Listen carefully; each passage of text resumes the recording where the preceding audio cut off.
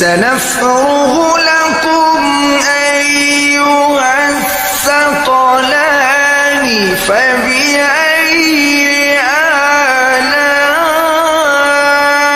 آلاء ربكما تكذبان يا معشر الجن والإنس إن استطعتم